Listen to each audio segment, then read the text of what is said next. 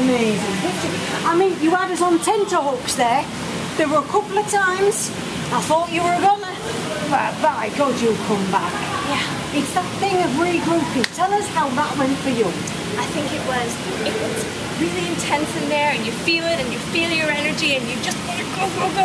But you have to wait, you have to give a bit, and then I think you do have to regroup. You have to find out, focus on what it is that you're looking for.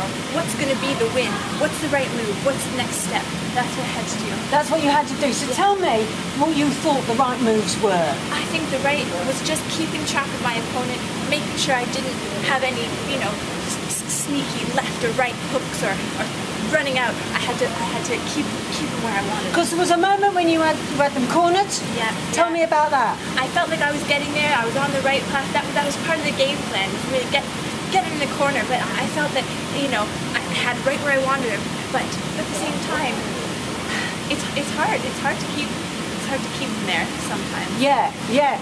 So tell me what your thinking was behind your fight. Because you had a real mission with this fight tonight. So tell us what that was.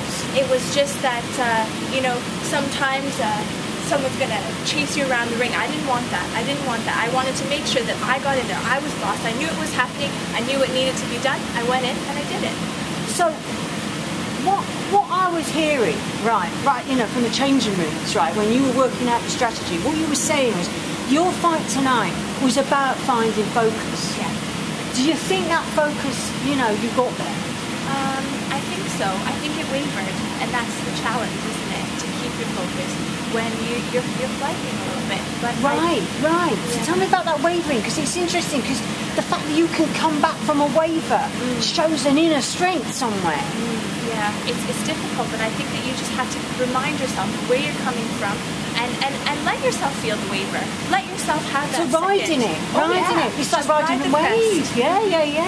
Feel it. So where were you coming from? Tell me a little bit more about what was underpinning that lack of focus, and then the gaining of the focus and riding your waver. Tell us where that's all coming from. What's fueling that? Because it's getting you places. I think that it's just understanding that you can have a bit of control sometimes, and that you can have some say in how things go, and just to keep fighting is a tactic. Right.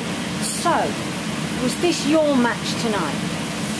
I think it could have gone either way, but I think it was. I do. Yeah. I felt good. Did it follow your story, your narrative, or did you find that you had to make some changes?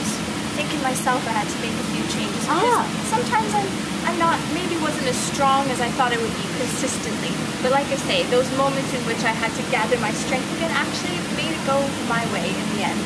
Yeah, so it's that persistence, it's that coming back, but it's that steeliness, because actually he's not expecting it. He's expecting to win. He's expecting to get that comeback. And I mean, he gave you a lot of verbal. Yes. Yeah. A lot of verbal to begin with. Yeah.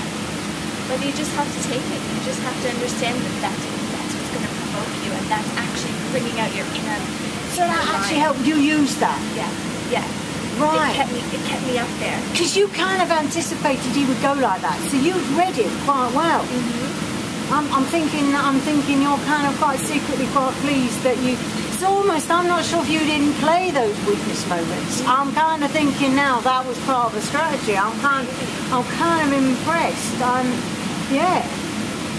So, just any final summary you want to tell the punters home how you're feeling?